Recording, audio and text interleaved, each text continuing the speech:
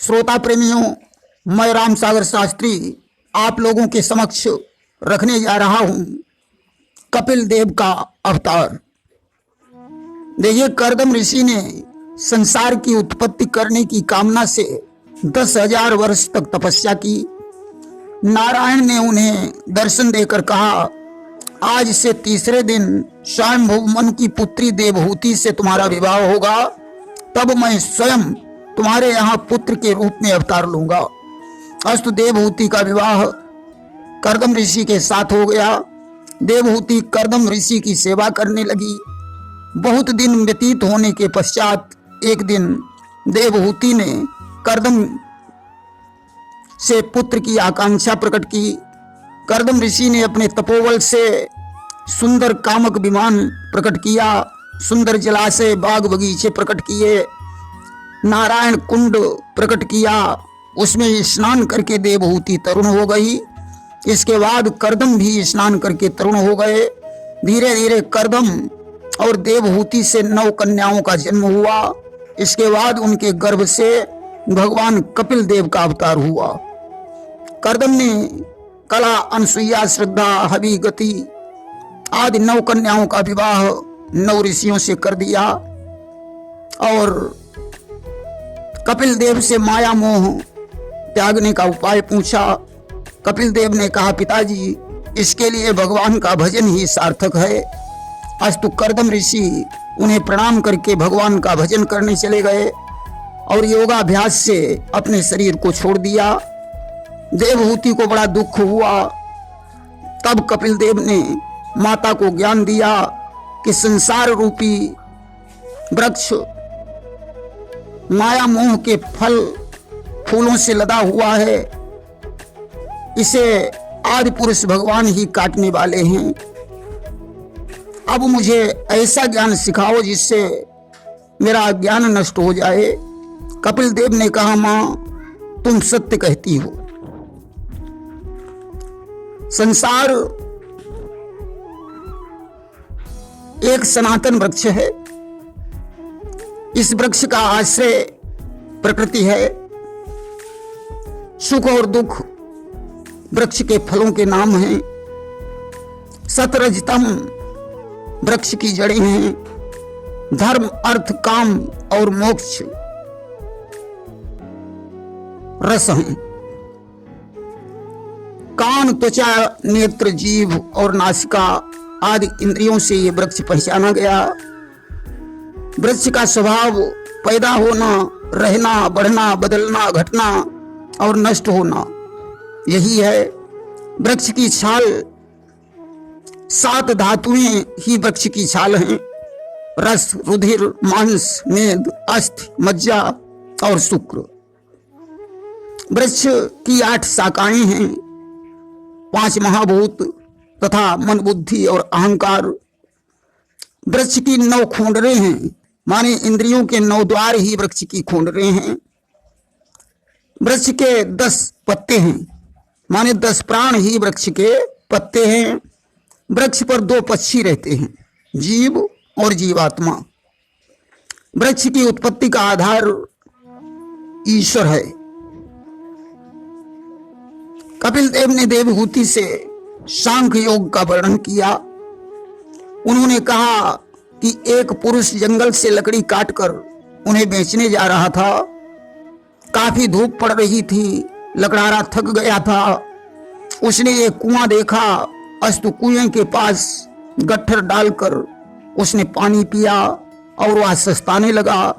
उसी समय एक घुड़सवार पानी पीने के लिए घोड़े को दौड़ाता हुआ वहां आ गया। लकड़हारे ने विचार किया कि अगर मेरे पास घोड़ा होता तो लकड़ियों का गट्ठर घोड़े पर रख लेते, पैदल भी नहीं चलना पड़ता। घुड़सवार पानी पीकर चला गया। लकड़हारा कुएं की जगत पर लेट गया। लेटते ही उसे नींद आ गई और वह सो गया। अब सपने में उसे एक घोड़ा मिला और उस पर बैठकर वह घोड़ा कुदाने लगा। घोड़ा कुदाते हुए वह गिर पड़ा और सपने में वह उछलकर वास्तव में कुएं में गिर गया। उसके काफी चोट भी लगी। तब तक अन्य लकड़हारे भी आ गए उन्होंने उसे बाहर निकाला और पूछा, तुम कुएं में कैसे गिर गए? उसने कहा, मैं सपने में घोड़ा कुदा रहा था, तब तो मेरी ये हालत हुई। जो लोग रोज घोड़ा कुदाते होंगे उनकी क्या हालत होती होगी। आज तो जो ईश्वर को न मानकर सांसारिक सुख भोग कर अहंकार करता है उसे दुख अवश्य भोगना पड़ता है। कपिल देव ने कहा, मां, गर्भ ठहरने के 10 दिन बाद बेर की गांठ के समान पिंड बनता है। 15वें दिन वह पिंड लंबा हो जाता है। 1 महीने में हाथ पैर मस्तक के चिन्ह बनते हैं। दूसरे महीने में उंगलियां, तीसरे महीने में त्वचा हड्डी, चौथे महीने में रोम, आंख, कान, नाक आदि इंद्रियों के आकार बनते हैं। 5वें महीने में जीवात्मा प्रवेश करता है, तब उसे भूख प्यास लगने लगती है। 6ठे महीने में मस्तक नीचे और पैर ऊपर होने के कारण वह घबराने लगता है। 7वें महीने में उसे अनेक जन्मों की याद आती है। 8वें महीने में पिछले 100 जन्मों की याद आती है। वह भगवान से प्रार्थना करता है कि हे प्रभु, पिछले जन्मों में हमने ऐसा क्या पाप किया है जो यह दुख भोगना पड़ रहा है। वह भगवान से विनय करता है कि हे प्रभु, इस बार मुझे उबार लीजिए। अब मैं पृथ्वी पर जाकर आपको नहीं भूलूंगा।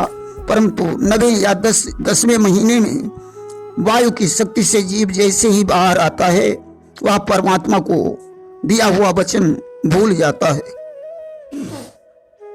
कि भूमि गिरत भाढ़ावर पानी और जनु जीव ही माया लपटानी।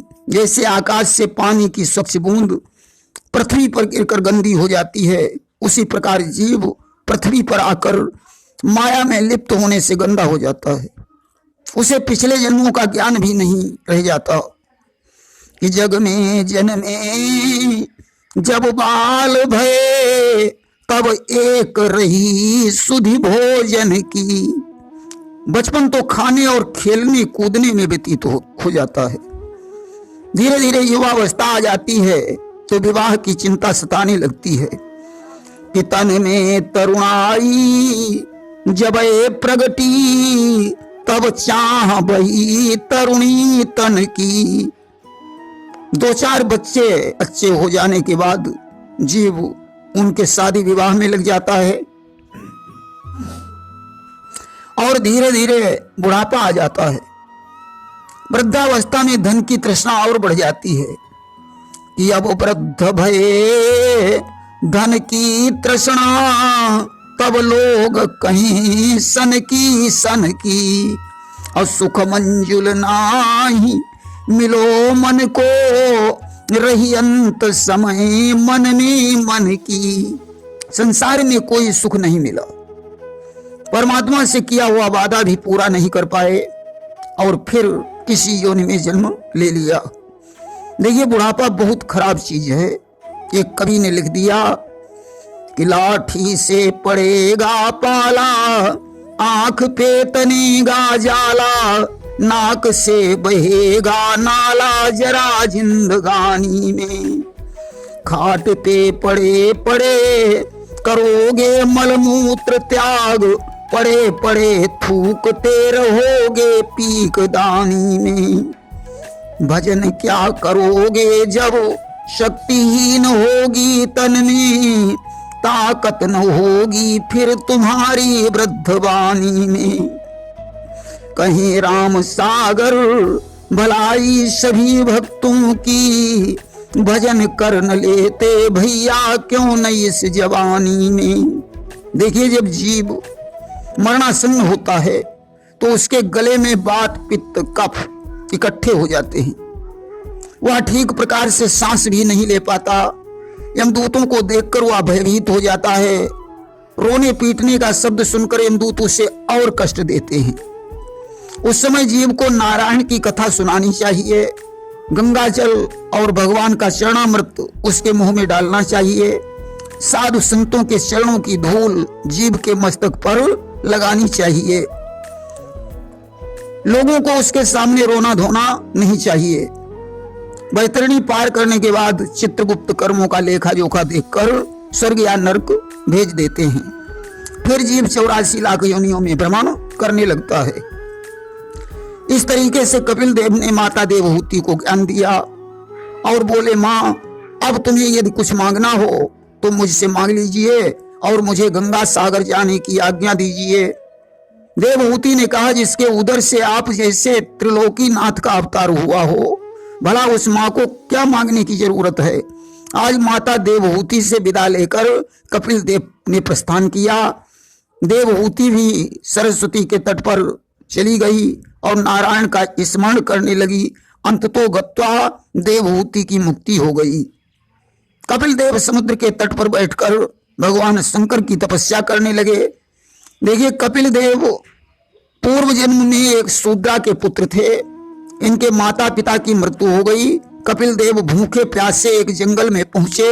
वहां जंगल में इन्होंने एक शिवलिंग देखा, पूजा करने के लिए गए और वहीं इनकी मृत्यु हो गई। इसके बाद इन्होंने देवहूति से जन्म लिया। आज भगवान शंकर की तपस्या करते करते काफी समय व्यतीत हो गया। भगवान शंकर ने प्रकट होकर इन्हें दर्शन दिए और वरदान मांगने को कहा। इन्होंने चिरायु होने का वरदान मांगा।